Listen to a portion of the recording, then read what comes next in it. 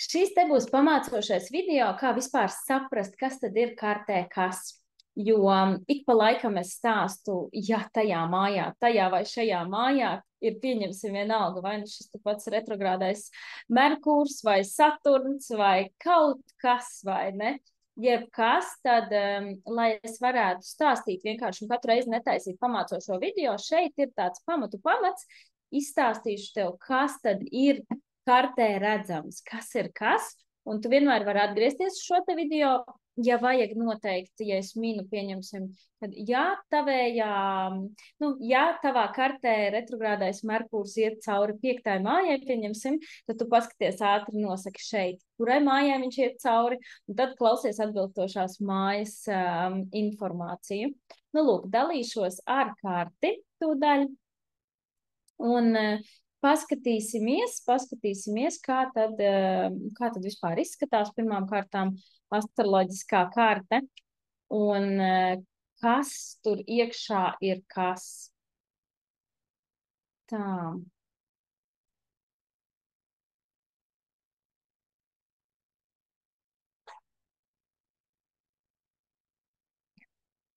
Lūk, šeit ir kāda cilvēka karte, nezināma cilvēka karte, bet tas mums nav tik būtiski. Ja tev vajag izveidot savējo kārtīs, izstāstīšu vai ne, tad klikšķini izveidot jaunu karti vai no angļu vai krievu valodā, tad atverās šāds te loks un vari pirmkārt izveidot savu profilu, tad te vari saglabāt kartes vai ne, viņu vajag ielikt kā pie favorītiem, nospiest zvaigznīti. Un tad tev galā būs, šeit, piemēram, bāze ar kartēm, man nav šis te, neesmu reģistrējusies, vai ne? Tad var rakstīt vārdu. Un datums, es nezināma cilvēka datus rakstīšu laiku. Ja nav laiks, tad vari klikšķināt šeit kosmogramma. Tad laiks nebūs, labi, te mums pišķiņa laiks nobīdījās, bet nekas. Tāpat nezināma. Tad laiks nebūs māju. Ja nav laika, nav māju, diemžēl. Tāpēc laiku lūgums ir uzzināt. Laiks un vieta ir diezgan būtiski. Ja mēs runājam tieši par mājām, viss cits kartē būs redzams. Tur var vienīgi pamainīties mēnestiņam zīmi, jo viņš visātrāk kustās. Nu, un arī, principā, kādā dienā ir katrai planētai tas mirklis, kad viņa maina zīmi.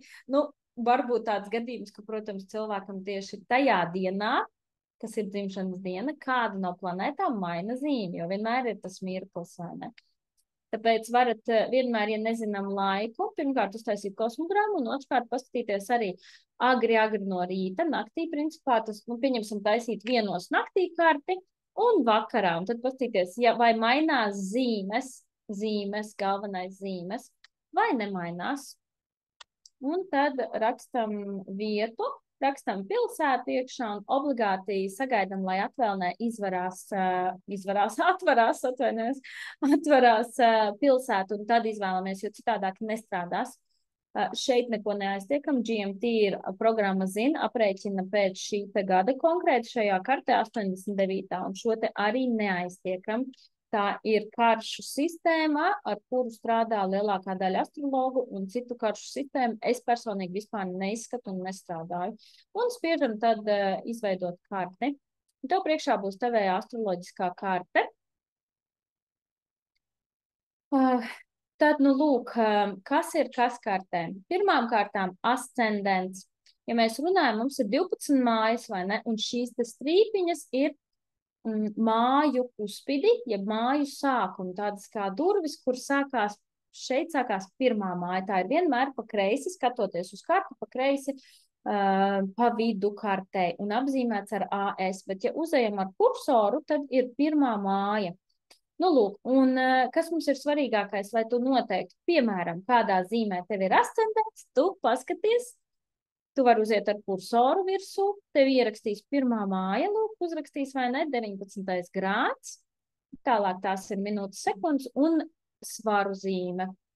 Vai, nu, tu vienkārši redzi, ka šis te, principā, šī te līnija krusto kādu zīmi, svaru zīmi. Arī te viss ir interaktīvs, ja uziet arī telefonā var uzklikšķinot nolasīt. Nu, lūk. Pēc tam tālāk šis te, kas viss atrodas šajā te pirms līdz otrai mājai, ja, romiešu cipariņš 2, mums apzīmēti tiek ar romiešu cipariem mājā. Šeit ir sākums otrai mājai. Tātad šeit viss, kas ir uz šīs te līnijas, šajā te laukumā, tas attiecās uz pirmo māju. Te ir durvis, atverās, ienākam, un visi, kas ir mājās. Te ir durvis uz otro māju, vai ne? Ienākam, te nekā nav. Šajā gadījumā pirmajā mājā ir Mēnesis un Plutons. Šis te mums neinteresē, bieži cilvēki prasa, ko nozīmē, tad man sanāk, pirmā māja ir, vai jebkur cita māja ir gan svaros, gan skorpionā. Nē, mēs skatāmies tikai un vienīgi zīmi, kuru krusto mājas durvis. Mājas kuspits, mājas sākums. Otrā māja ir tikai un vienīgi skorpionā, viņa nav strelniekā. Tikai vienīgi skorpionā, iekšā nekas nav nekas atzīmēts šīs te līnijas, vai ne, te nekas arī nav nekāda simboli. Trešā māja sākas šeit strēlniekā. Mēs ejam, kā pamanījāt, varbūt jau pretēji pulksteņu rādītāju virzienam, vienmēr astroloģijā. Un šeit mēs skatāmies, pumpiņa šī ir invalīds aplīts vai netukšs. Tas ir Urāns, tad ir Neptūns un Saturns ir burtiski gandrīz vienā grādā, tur burtiski minūšu atšķirības. Un šie te visi trīs ir trešajā mājā. Urāns, Neptūns, Saturns. Šeit, piemēram, arī atgriežoties pirmajā mājā, mēnestiņš izskatās, ka viņš ir uz pašas robežas, kā noteikti zīme mēnestiņam. Te pirmkārt mēs redzam, tie ir grādi mazie, katra zīme 30 grādi. Sākuma zīmes sākumā ir 1 grāds, tā kā, ja te būtu 0 vai 1 un 2 un 3, tad jau mēs zinātu, ka ir jau skorpionā, kamēr ir līdz 30 cipariņš, vai ne? Un te vienmēr beigās būs lielie cipariņi 28, 29, 30. Mēs zinām, ka vēl ir svaros. Plus vēl mēs varam uziet uzklikšķināt uz mēnestiņu un arī izlasīt, lūk, ka ir svaros, vai ne? Bet viņš ir, un atceramies vienu, viņš ir, jā, uz pašas līnijas, bet tas nenozīmē, ka cilvēku mēnestiņā būs gan svaru, gan skorpiona enerģija. Tas ir mīts. Nē, viņam būs svaros. Vienkārši pēdējos grādos enerģijas samazinās, svaru enerģija vai zīmes ietekme nedaudz samazinās un viss. Atgriežamies tātad, šeit ir 3 planētas, tad 4. māja. Arī nekas īpaši tas, ka viņi ir ar burtiem apzīmēti. Tās skaitās stūra mājas vai ne, tādas pamatmājas, kas ir ar burtiem apzīmētas. Katrai mājai tāpatās ir sava nozīme, un par to es jums stāstīšu, to es jums iedošu aprakstā. Tātad 4. māja sākās šeit Mežāzī, pa vidu ir arī ūdensvīra zīme, tas arī neko īsti nenozīmē, vai ne? Un 5. māja, lūk, šeit jau sākās Ziltiņā, tad 6. māja arī uz robežas gandrīz, bet tāpēc, ka mēs redzam, ka 29. grāds, pirmkārt mēs varam uziet ar kursoru un izlasīt, ka tā būs zivīs, vai ne, 6. māja. Bet mēs varam arī apstīties, kad ir 29. grāds. Mēs zinām, ka viņi ir pēdējā zivju grādā zivīs, vai ne? Pēdējā grādā zivīs. Un burtiski aiz kuspida jau sākās sauns. Bet tas vienalga, mēs teiksim, 6. māja ir zivīs. Tas nekas, ka praktiski šeit iezīmēts ir daudz auns. Tas neko nenozīmē, vai ne? 7. māja arī mums šeit krustojas, vai ne? Tā tad aunā versija, 8. māja, iekšā ir viena planēta, Merkurs. 9. māja mums te ir piepildīta Jupiters Saulīte. Saulīte ir saduvusies rokās, jo ļoti tuvu stāv un izveido aspektu ar Jupiteru, vai ne? Tepat tās ir Hirons. Hirons ir mūsu iekšējais dziednieks, tas ir vairāk tāds ezotēriskais tēls astroloģijā. Liekam viņam mieru, principā. Un Venēra šeit mums ir vēzītī, vai ne? Un arī 9. mājā. Pēc tam 10. māja, mūsu kaitpunkts, un 10. mājā ir Mars un dvēseles uzdevums dienvidmezgls, un tad ir 11. māja jaunavas zīmē, 12. māja ir pašā pēdējā arī jaunavas grādā 29. Un atkal esam apgājuši apkārt, un tad 12. vēl lielīt ir, vai ne? Un esam pie ascendentā. Tālūk, vēl mēs varam apskatīties šeit, kādā zīmē ir kura planēta. Un kādā zīmē sākas kura māja, vai ne? Pēc tam šeit ir aspekti, ja kādreiz vajag pārbaudīt, jo šeit tad te ir krustu šķērsu kartē sazīmēts. te var apskatīties, kādi tad ir, un skatāmies visām pusēm, vai ne? Gan tā, kā zīmē šeit zīmē. Reku tā skatoties mēnestiņam ir trīns ar sauli, un te, ja mēs skatāmies, te vairs nav mēnestiņam trīns ar sauli, jo viņi nezīmē divreiz, tāpēc ir svarīgi skatīties gan tādā veidā, gan horizontāli, gan vertikāli, vai ne? Un tad te būs, reku, šis te mēnestiņš ar sauli trīnā, mēnestiņš kvadrātā ar Marsu, mēnestiņš sekstilā ar Urānu. Tālūk, šeit visprecīzāk mēs varam noteikt. Šeit visi ir aspekti, arī šie te mazie savienojumi, tas arī ir aspekts, tas ir stākotnēji neitrālais aspekts, bet viņam piedod nokrāsu viss pārējais, kas notiek ar planētu, vai abām planētām varētu teikt iesaistītajām. Nu, tālūk. Tas ir par mājām. Pirmā māja īsumā tā esmu SSSS, vai ne? Viss tava personība, principā visas planētas, kas ir pirmajā mājā vai kaut kas notiek pirmajā mājā, vienmēr ir tāds ļoti aktuāls, jo tā ir tava personība, tavs aizsākums, tavs ascendents, arī vizuālais, kā tu izskaties, kā tevi, nu, pirmais viedoklis par tevi, kad kāds tevi ierauga svešs cilvēks. Tad, kad tu sāc runāt, tu izmanto Merkūru savējo, te viņš mums ir šajā kartē. Tu sāc kustēties, tur ir ieslēdzās citas enerģijas, bet šis ir tavs pirmais tāds, pirmās 3 sekundes, kā saka, pirmais iespējas ir ļoti, ļoti būtisks, un šis ir tas pirmais iespējas. Un tad šeit ir, nu, tādas ļoti personībai svarīgās planētas. Man viņa ir tukša māja neko nenozīmē, tukšai mājai ir tāpat tās ļoti daudz informācijas. Šeit, piemēram, ņemsim 5. māja ir tukša māja, vai ne? 5. mājas tēmas cilvēks izdzīvos pēc zivs, vienmēr nezinu, kā latviski pareizi locījumi sanāk zivtiņai, pēc zivtiņas principa. Zivtiņa sanāk uzreiz skan pareizāk, tā kā atvainojos. Zivtiņas principa, vai ne? 5. visas mājas principi, cilvēkam būs pēc zivtiņas principa. Nu, lūk. Un tālāk es neiešu jau vairs tehniski, jo tur vēl dziļāk var rakt, bet ļoti, ļoti liela ir teorijas daļa astroloģijā, tāpēc šeit es tādu ļoti īsu, viegli, skaidri saprotamu informāciju jums cenšos iedot. Un jums, principā, pilnībā pietiks, vai ne? Tas bija vienkārši bieži vien jautājums ir, ko darīt, ja māja tukša, ko tas nozīmē? Neko nenozīmē, tas nozīmē, ka māja ir tukša un viss mājā nav īsti darbinieki. Jo mājai ir īpašnieks, mājai ir pārvaldnieks, mājai ir darbinieks. Īpašnieks ir sākotnējais, īpašnieks katrai mājai ir, un viņš var būt tālu prom, dzīvot kaut kur citur. Tā kā šeit, piemēram, visiem cilvēkiem vienmēr pirmā māja īpašnieks ir Auns, Mars, vai ne? Tas ir tas pats par Aunu atbild Mars planēta.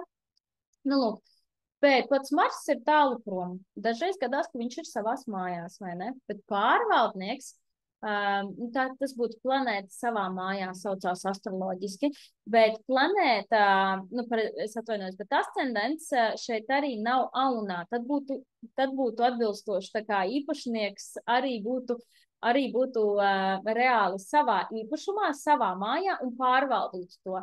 Šajā gadījumā Auns mums ir pārvalda 7. māju, un savukārt Auna māju pārvaldnieks ir Svari, vai ne? Īpašnieks ir tālu prom, dzīvo ārzemēs, iecelts ir pārvaldnieks ir Svari. Analoģija, vai ne? Un planēta, kas arī par to atbild, ir tālu prom. Labi, es negribu sarežģīt. Šis te ir tāds, vienkārši saku, maksimāli viegli iedot tādu pamatu sapratni, kas tad ir šis te lielais aplis. Lūk. Bet pirmā māja esi viss tu, tavs aizsākums, tavs vizuālais tēls. 2. māja ir tavi resursi, pamatresursi mums dzīvē ir nauda, veselība un laiks. Laiks ir vajadzīgs, lai pelnītu naudu, veselība ir vajadzīga, lai pelnītu naudu, būtu materiālo resursu. Šis te ir materiālais resurss, vai ne? Pēc tam 3. māja ir Dvīņu māja, un tā atbild par komunikāciju, par rakstīšanu, runāšanu, braukāšanu, par transportu, par kaimiņiem. Te var bieži vien redzēt, ja ir kādas, piemēram, kāds man nāk un saka, tāda problemātiska kaimiņa. Tā nav lielākā problēma dzīvē, protams, bet gadās, kad ir problemātiska kaimiņa. Tad pasties uzreiz, kas notiek ar 3. māju. Aha, skaidrs, kāpēc. Kaut kāds dzīves uzdevums, vai ne? Tev tajā ar to saistīts būs vēl brāļi, māsas, brālēni, māsītes arī, vai nevar skatīties, bet brāļi, māsas pamatā. Nu, un klases biedri. Tādi cilvēki, kas tev ir kā apkārt, skolas biedri, klases biedri, bet tie nav tavi labākie draugi. Labākie, nu, vispār draugi kā tādi, īsti tādi riktīgi draugi, tie ir 11. māja. 4. māja ir tavējiem vecāki, kur tu piedzimi ģimenē, mamma, tētis, neskatoties to, vai viņi bija klātesoši vai nebija klātesoši. Visiem bērniem ir mamma un tētis, jo fiziski nav iespējams nākt pasaulē bez mammas un bez tēta, pat tad, kad ir mākslīgā apaugļošana. Nu, ienāc prātā vienkārši piebildi, jo mūsdienās moderni ir viss kaut kas, vai ne? Tas ir arī nekustamais īpašums, kur tu dzīvo. Tās ir mājas tavējās, tā ir arī dzimtene un dzimta. Un arī tavs tētis kartē, sievietē, un mamma vīrieša kartē, bet tas jau sarežģīti. Aprobežosimies ar to, ka tā ir dzimtene, dzimta, mājvieta un tava ģimene. Un pēc tam, kad tu jau izveido savu ģimeni, kad tev ir, piemēram, otrā pusīte un bērni, tad jau arī jūsējā tavējā ģimene izveidotā. 5. māja mums ir klasiskākais ir bērni. Protams, jā, tie ir tavi bērni, tie ir arī tavi projekti, jo tie arī ir tādi kā bērni vai neradošie projekti. Manējais šis te gaismas telpa projekts arī ir mans bērns, vai ne? Tos mēs vienmēr arī apskatāmies pēc 5. mājas. Pēc tam tur ir visas romantiskās attiecības, randiņi un arī vienas nakts, piemēram, romāns. Pēc tam, ko es vēl varbūt tās, viss radošums, hobiji ļoti svarīgi 5. mājai. Lūk, 6. māja ir darbs, ikdienas rutīna, veselība, arī darbinieki, tavi darbinieki, ja tevi ir darbinieki, vai ne? Bet darbs, ikdienas rutīna, kalpošana, kādā veidā, nu, ko tu dari. Jo dažiem nav darbs cilvēkiem, ir, piemēram, nu, sievietes nododās, nu, tiešām katru dienu gatavo ēst, tā ir tāda tā kā kalpošana vīram. Ok, viņu izvēle, bet, principā, darbs, ikdienas rutīna, veselība, ļoti būtiska veselība. 7. māja mums ir, jo tas taču tālāk ejam, jo tās mājas ir plašākas, tur ir vairāk stāvi. 7. māja ir par un ap attiecībām, visa veida attiecībām. Tur ir arī ilgstošās attiecības laulības, mūsu otrās pusītes, vai ne? Kad mēs no sākuma mēs iepazīstamies pēc 5. mājas un pārējām jau nopietnās attiecībās, kad mēs jau sākam, nu tiešām tā sarunājam vai ne kaut kādā veidā nokomunicējam, ka būsim tagad kopā, būsim pāris, un tad jau tur līdās arī jau drīzumā, principā sabraucamies dzīvot, vai nu gan drīz dzīvojam kopā. Un tad, kad, protams, arī apracamies arī 7. māja. Arī mūsu konkurenti ir 7. māja. 7. māja ir konsultēšana kā tāda, jo tā ir svaru māja, tā pieder svariem. Tā kā tā ir arī konsultēšana, tā ir arī skatuve. Svariem ļoti patīk skatuve. Tas ir tas, kā tu sevi arī parādi. Veidojot attiecības, vispār tā ir attiecība māja, tie ir arī sadarbības partneri. Piemēram, man ir projekts, lūdzu, sadarbībā ar Jāni Brūnu vai ne, Ingu, nu, dažādiem cilvēkiem, Ievu Ķirku bieži vien. Tie arī ir manējie sadarbības partneri, lai arī es strādāju viena, bet man ir sadarbības partneri.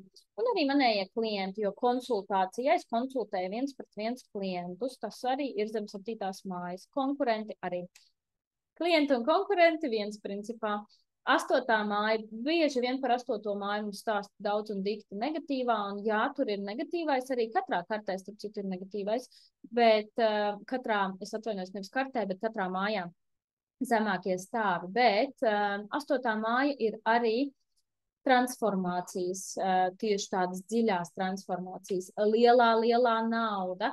Tā ir arī, tās ir krīzes, bet krīzes, nu, kā tu izēji savas krīzes, vai ne? Vai nu tu izēji un tu kļūsti spēcīgāks, vai nu tu izēji, tu salūsti, padodies.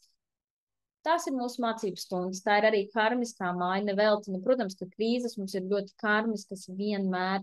Mēs neesam te piedzimuši un tāda viena persona kaut kur pilnīgi tīra, bez pagātnes, bez nekādiem uzdevumiem. Kaut kā mēs te dzīvojam dzīvi. Nē, mēs esam ļoti kompleksa radījums tāds, vai ne?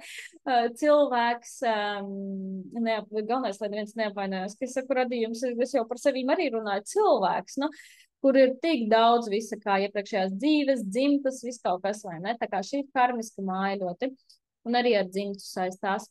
Tāpēc tur ir arī nāve šajā mājā, tā arī ir transformācija. Mājām ir dažādi līmeņi, ir materiālais līmenis un ir tāds mentālais augstāks līmenis arī stāviem.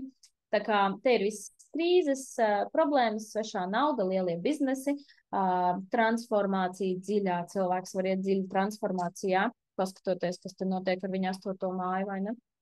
Nu, lūk, bet, ja, piemēram, redzam, ka Merkurs iet retrogrādais, šeit Merkurs vienkārši stāv kartē, ne retrogrāds, bet retrogrādais iet pa 8. māju, un mēs saprotam, ka tur var kaut kas līdz galam nebūt atrisināts, nokomunicēts, uzrakstīts saistībā ar kādu situāciju, kas var būt krīze, var būt transformācija dziļa, bet, principā, bieži tas ir viens un tas pats, vai ne?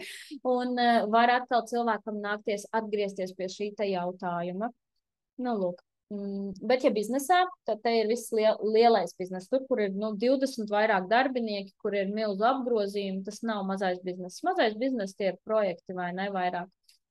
Nu, lūk.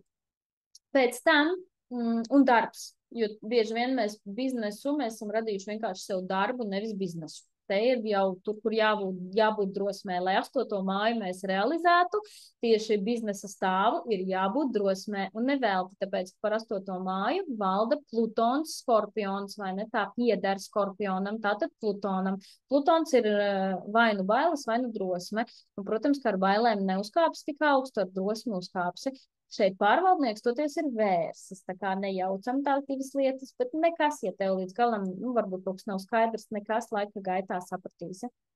9. māja mums ir strelnieka māja, tur ir gan kāds tu esi kā skolotājs, gan arī tavi mentori, jo būtība ir kāda, lai tu būtu mentors, tev ir jābūt vispirms taviem mentoriem, tu uzņem informāciju un tad tu atdod, un ir ļoti bīstami tikai uzņemt informāciju, kļūt dikti gudram un nedalīties. Tas, tādā ezotēriskā pasaulē burtiski skaitās kā tāds sodāma lieta, tāpēc, ka tu esi tik gudrs un nedalies, tu varētu palīdzēt daudz cilvēkiem viņus iedvesmot, vai ne? Tā kā šeit, piemēram, cilvēkam šim te nezināmajam ir Venēra un Saulīte 9. mājā, man arī Saulīte 9. mājā, tāpēc es dalos ar zināšanām. Ja es paturētu sev, viņas mani izārdīt no iekšpuses. Tas ir tāds, ezotēriskais princips, starp citu fizikas likums arī. Enerģijas nezūdamības likums un informācija arī ir enerģija.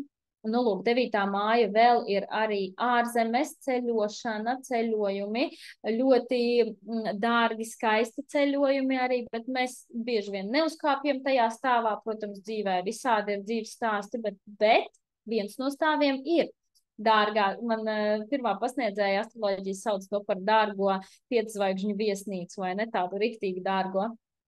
Nu, lūk. Kas vēl? Tas ir tavs morālais, mentālais, iekšējais mugurkauls, vai ne? Tāpēc, ka šeit ir visa reliģijā, ezotērika, viss. Un, ja tu arī esi šeit, tad tev šīs tēmas interesē, tās visas ir Jupitera strelnieka tēmas, un Jupitera strelnieks ir īpašnieks šai te 9. mājai. Valda gan šeit reāli pārvalda dvīnes, vai ne? Jo te, ja pārvaldītu pats strelnieks, tad būtu strelniekā, bet nē, te pārvalda dvīnes, bet planēta ir savā mājā Jupiters. Tā kā tas uzreiz arī bišķiņ pastiprina tās planētas spēku, ja planēta atrodas savā mājā. Tālāk 10. māja mums ir kaifa punkts, tā ir mūsu pašrealizācija. Tas ir tas, ja mēs apzināti ņemam un ejam pretī saviem lielākiem mērķiem. Mēs ejam pa šo te savu mērķu taku ceļu lielo, un tur ir lieli mērķi, un mēs nepadodamies, tad mēs sasniedzam savu kaifu punktu. Ja mēs padodamies, mēs viņu nekad nesasniegsim. Ja mums nebūs aktīvs Saturns, mēs padosimies, jo Saturns ir tas, kas kārtē mums iedod iekšējo mugurkaulu, pieņemt lēmumu un izdarīt, izturēt, uzņemties atbildību, bez Saturna to ir ļoti, ļoti grūti izdarīt vai praktiski neiespējami. Varbūt Saulīte ir mežāzīga, tad arī tas dos Saturna spēku, vai ne, cilvēkam. Nu, lūk, 10. māja, vēl ir arī priekšnieki, kamēr tu neesi priekšniece. Ja tu esi priekšniece jau darbā savā, vai tev ir savs uzņēmums, tad 10. māja apraksta, kāda tu esi kā priekšniece. Līdz tam, kādi būs tev priekšnieki. Mēs visi esam saistīti, vai neredz, gan tu, gan tavu priekšnieku, visi saistīti. Un katrai zīmē, atceries, mēs varam teikt, nē, bet es neesmu tāda, kāda mani priekšnieki, es būšu citādāka. Tavi priekšnieki varēja aiziet mīnusiņā, un tu esi tā, nu, tā kā gājusi, augusi, un tu savukārt aizēji plusiņā, bet tās pašas zīmes plusiņā, vai ne? Šeit, piemēram, Vēzī ir 10. māja.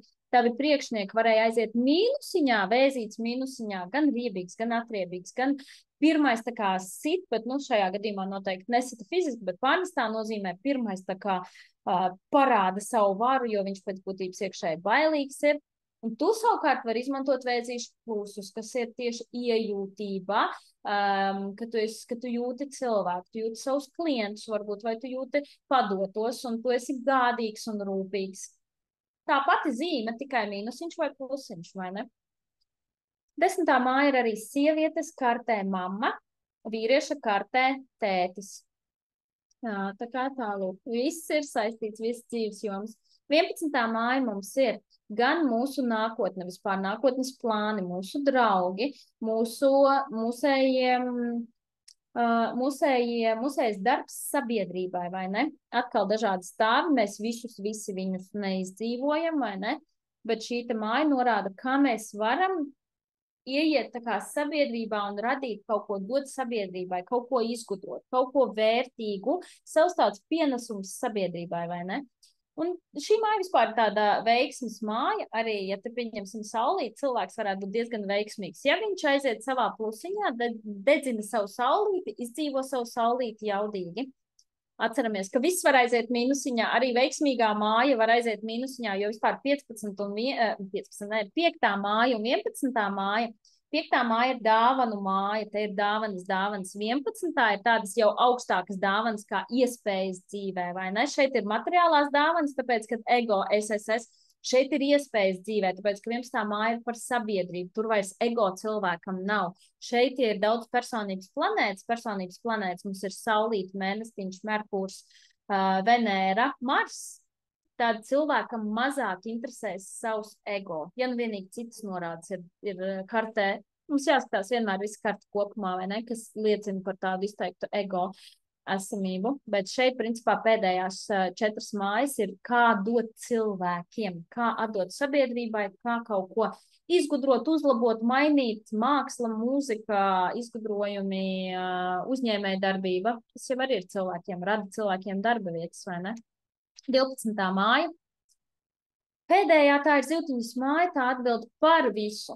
Tajā ir visas iepriekšējās 11 mājas apvienojušās. Tā ir vissarežģītākā māja. Viņai apakšējie stāvi ir noziedzība, cietums, meli, krāpšanās. Augšējie stāvi ir ezotērika, reliģija. 9. arī vēl tur ir reliģija, vai ne? Tikai bišķiņ no citas puses.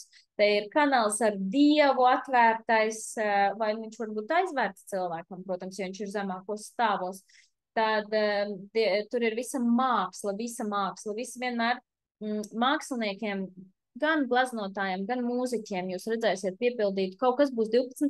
mājā vai kaut kas būs ziltiņas zīmē, jo ziltiņa ir īpašniec 12. mājā. Vai nu būs izteikti Neptūns ļoti spēcīgs, jo tā ir planēta, kas pārvalda ziltiņas zīmi, vai ne? Un ziltiņa pārvalda 12. māju. Nu, lūk. Tā kā šeit ir viss mūsu radošums, arī depresijas tur ir, arī slimības. Slimību mājas, tad ir 1., 8., 12. Mums tādas klasiskās te 12. vai ne? Bet, un 6. gandrīz aizmirst, vai ne, ātrumā. Bet nevajag baidīties noteikti, nē, jo nav tā, ja tev tur ir planētas, tad tev būs slimības. Nē, tas ir viens no stāviem. Tas ir, ja cilvēks neies un neizdzīvos savējās enerģijas, savējo potenciālu, tā kā tālāk. Nu, lūk, it kā visu tādu pamatu esmu izstāstījusi, pa vidu šīs strīpiņas ir aspekti. Vienkārši tu redzi, Mēnestiņš šajā gadījumā ir aspektā ar Marsu, Venēra aspektā ar Plutonu, bet es jums jau šeit rādīju, vai ne, aspektu tabulu šeit ir visprecīzāk paskatīties, kas ir ar ko aspektā. Un tad, kad kaut kur dzirdat, es stāstu par aspektiem, tad jūs zinat, kāds tad tev ir aspekts. Melnie sliktie, sliktie, bet ar ļoti, ļoti lielu potenciālu. Tāpēc, ja ar tiem strādājam, tad mēs gūstam visvairāk labuma no viņiem. Sarkanie talanti, tos arī vajag aktivizēt, jo tos mēs varam nogulēt, vienkārši nočammāt savus talantus. Ziniet, kā talants, piemēram, klavieru spēlē varbūt tās bērnam, bet nekad nav aizvests līdz klavieru nodarbībai, vismaz vienai. Nekad neuzinās, ka varēja būt lielisks pianists, un viss gadās arī tā. Bet, nu, principā es ticu gan, ka viss notiek tieši tā, kā tam jānotiek. Vienkārši tu vienmēr vari pakāpties augstāk savos stāvos. To gan tu vari apzināt pats, tas automātiski var arī nenotikt. Var notikt, var nenotikt. Nu, lūk. Iepazīstot savējo kartu tuvāk, saprotot vismaz tādus pamatus, tu vienkārši sāc dzīvot apzinātāk. Tas ir viens no veidiem, kā dzīvot apzinātāk, saprast, kas ar tevi notiekās. Un viss, kas tu esi, kas ar tevi notiekās. Tālūk. Šī te tehniskā nodarbība ņem par labu, ja nu kas pārklausies, lai kaut ko saprastu, kas ir kas. Ko vēl tādu ātrumu šie te ir mezgli, karmiskie mezgli, viņi vienmēr atrodas viens otram pretī, vienmēr ir tā kā opozīcijā, tāpēc te nav jēgas pat zīmēt īsti pašu aspektu, jo viņi vienmēr atrodas viens otram pretī. Tas ir mūsu karmiskais uzdevums, mūsu dvēseles uzdevums. Līdz 36, pēc 36 ļoti būtiski, kādreiz varbūt arī kaut ko stāstīšu, droši vien, ka jau kas stāstīšu, bet pagaidām jums to nevajag, bet visam varat uziet virsū Lilita, par ko bieži vien runā, un visam varat uziet, izlasīt, kas ir kas, vai ne? Tālāk.